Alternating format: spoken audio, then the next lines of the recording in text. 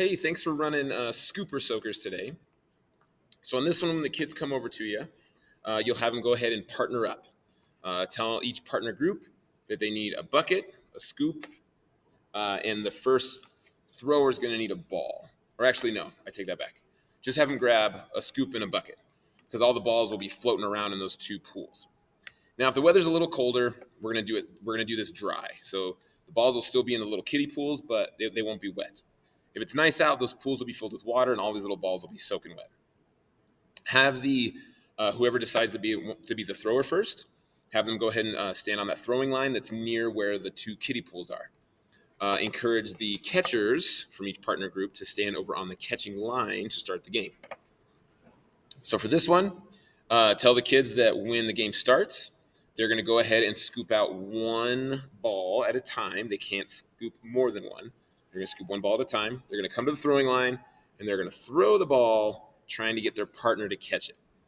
Now, other partner groups are allowed to catch other balls from people that aren't even their partner. Just make sure when they're doing that or making an attempt that they can't like be unsafe about it. Now, I tried this in a couple different ways with a couple different classes, and the idea I came up with is that for the catcher, they have to start each a catch attempt at the throwing line, but they are allowed to take up to 3 steps to adjust the catch. So, like if their partner doesn't throw it very well, they can take 3 steps forward, 3 steps to the side, 3 steps backwards to try to catch it. If they catch it, the catch is a catch. Even if it falls out later, they can always put it back in. Once the two pools are empty, there's no more balls. Have the teams count their catches. The team that has the highest wins, celebrate them, and then go ahead and get all the balls back in the pools. Switch jobs. So now who was the catcher is now the thrower. Who was the thrower is now the catcher. And we're basically just resetting the game for round two. And that way, both partner teams can have an equal amount of turns. If you do have uneven numbers and you have a group of 3 kids, I would encourage you just to have one catcher and 2 throwers. And then when they switch, you'll have on that second round, you'll have 2 catchers and then 1 thrower. That's probably the easiest way to do it for groups of 3. And then same thing, once the round is over, have the kids count them up and then celebrate the winner. If there's time left over, you're welcome to try a third and even a fourth round.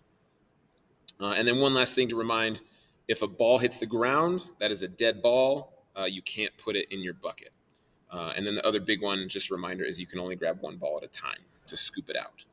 But that one should be awesome. Hopefully it'll be really nice weather and it'll be nice and wet, and the kids will have a nice fun time at that one. And then periodically we'll probably have to refill the water from the hose. And so I'll make sure that you have the hose key in order to do that.